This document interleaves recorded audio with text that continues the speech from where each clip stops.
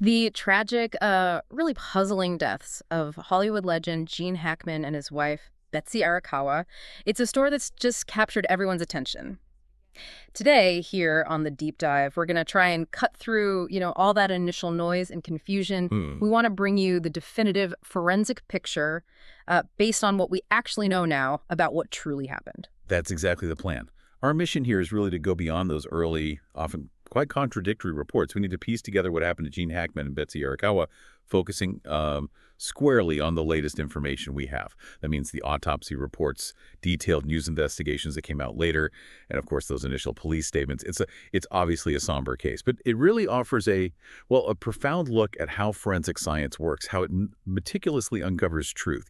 One piece of evidence at a time, even when the human story behind it all remains deeply private. Yeah, and that initial shock and confusion, it was just immense when the news first broke. The whole narrative seemed to shift so quickly, didn't it? First it was, oh, no foul play suspected. Then suddenly it was suspicious circumstances. Yeah. And then finally we landed on these really detailed, quite complex medical findings. Mhm. It's a story that really highlights how much we depend on that careful scientific investigation to, you know, clarify things that seem completely baffling at first. So let's rewind a bit.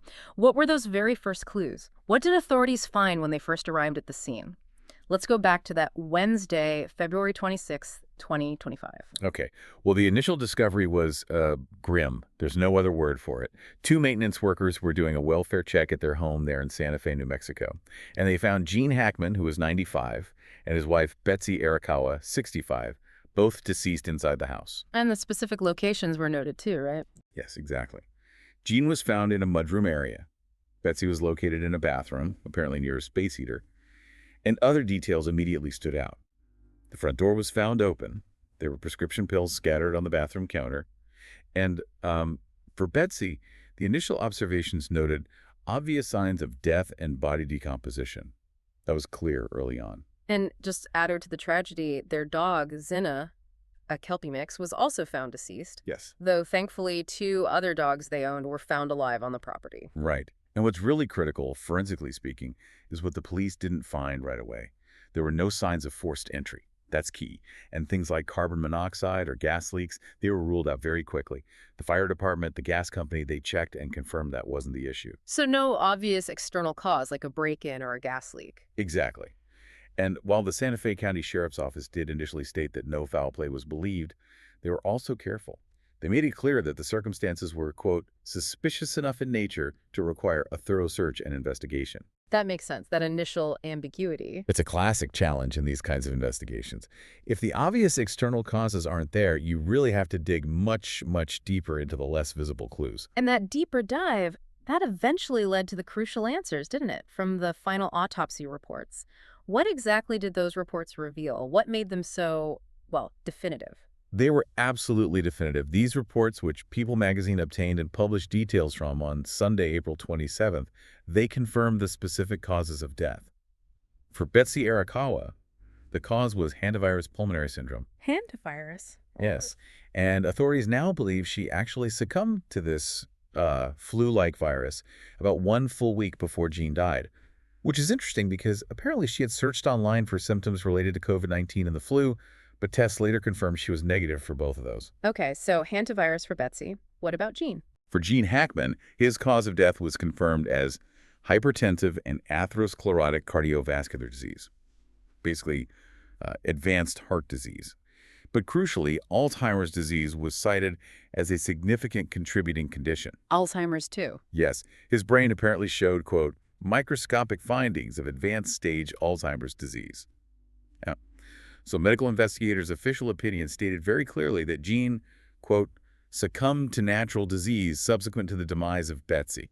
So his death was natural, but likely hastened by his health conditions after Betsy already passed away. That seems to be the conclusion, yes.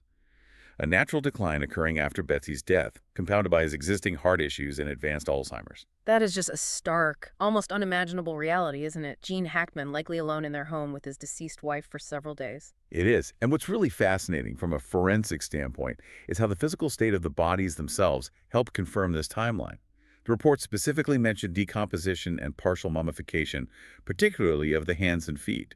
Mummification? That sounds intense. What does they actually tell investigators about the time that passed? It's a pretty dramatic indicator, yeah. Mummification, in this forensic context, it means the skin has dried out significantly. It becomes wrinkled, leathery. Sometimes it gets so hard, it's actually difficult to make an incision. Okay. And a forensic pathologist, quoted in one of the sources, noted that this process, it takes several days, possibly multiple days, probably even weeks. It's definitely not something that happens in just a few hours. So the bodies themselves were evidence of the timeline. Absolutely. Uh, It's like that Latin saying they sometimes use in medical examiners' offices. Hic locus est ubi mors gaudet succurrere vitae. This is where the dead delight to teach the living. The condition of their bodies was, effectively, a silent witness to how much time had elapsed. And speaking of precise timelines, there was another really surprising piece of evidence, wasn't there? Something about a pacemaker. Yes, that was a critical detail. It came from the pacemaker found on Gene Hackman. How did that help establish the timeline? Well, it's an incredible example of how modern investigation works, blending, traditional observation with technology. Gene's pacemaker actually recorded that it delivered a shock on February 17th. February 17th, but they weren't found until the 26th. Exactly. That shock suggests he likely died on or very near that specific date, February 17th, which is 9 days before the discovery. Wow. So it provides an almost exact timestamp for his passing, and it really reinforces the idea that they were both deceased for quite an extended period before anyone found them. And the dog, Zinna, that fits this timeline too. Tragically, yes, the deceased dog, Zinna, likely died from dehydration and starvation. That also supports this timeline of them being undiscovered for many days. That timeline, it just paints such a haunting picture of isolation in those final days. It really makes you wonder, doesn't it? How could they have been there, unnoticed, for that long? And it's that profound quietness at the end that really stands in such stark contrast to Gene Hackman's incredibly public, celebrated life. I mean, a career spanning 60 years, over 100 films, 2 Oscars, The French Connection, Unforgiven. Popeye Doyle, Lex Luthor, just iconic roles. 2 BAFTAs, 4 Golden Globes, including one for the Royal Tenenbaums much later in his career. He was a giant. Truly a titan of the screen. He really was. Yeah. And yet he always seemed to hold a very clear philosophy about fame itself. He once said something like, I trained to be an actor, I didn't train to be a star. I trained to play roles, not to deal with fame and agents and lawyers and the press. That really comes through. Yeah, and his commitment to the craft, rather than just being a celebrity, Mm-mm. was so clear when he retired from acting after that 2004 film, Welcome to Mooseport. He just stepped away. For over 2 decades before his death. Right, over 20 years out of the public eye, essentially. And he and Betsy Arakawa, they'd been married since 1991, right? They really seemed to embrace that privacy. They did. They moved to Santa Fe, about 20 years ago? And they were very rarely seen in public after that. I think the last known photo of them together was maybe March 2024, just grabbing lunch somewhere. Very low key. Exactly. And this deep preference for privacy, ironically, sort of fueled some of the initial mystery around their deaths. Yeah. You take that open front door, for instance, for police, that immediately raises a whole host of questions. Like what?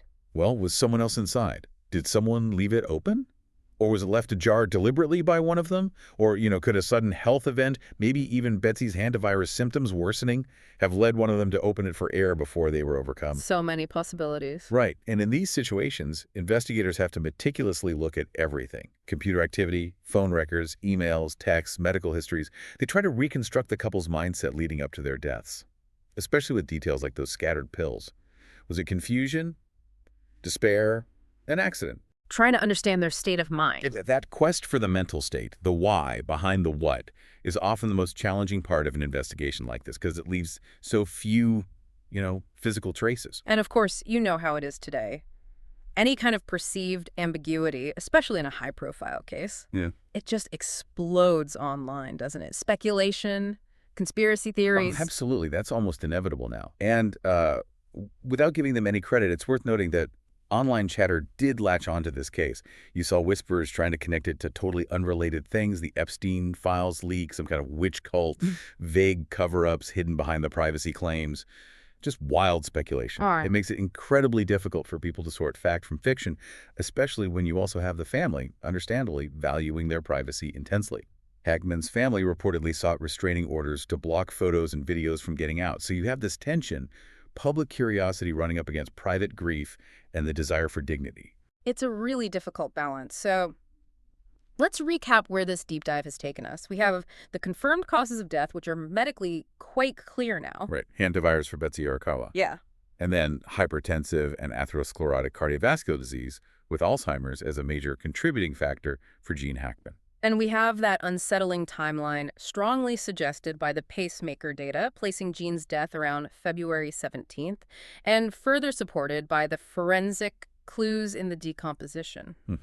So while those medical causes are now known, definitively known thanks to the autopsy, the exact human story, the sequence of events in those final days, that remains profoundly private. Despite a very thorough investigation, some things just remain unclear. Yeah. And this case really highlights that, doesn't it? Even with concrete forensic evidence, some questions about, the precise circumstances, the emotional landscape of such a tragedy, they could just endure. It's a stark reminder that forensic science is incredible at telling us what happened, sometimes when it happened, But not always why. but rarely why in that deeper human sense. Yeah. No. So we kind of leave you with this thought to ponder. What does this tragic end, so rich with forensic detail yet still shrouded in that intense personal privacy? What does it reveal about our, maybe, collective desire to understand the private lives of public figures? And ultimately, how much can the science truly teach the living when the full human narrative feels like it remains just slightly out of reach? This deep dive gives you the facts as we know them now, but the human story, the questions it raises about fame, privacy, isolation, well, those certainly invite contemplation long after we finish talking.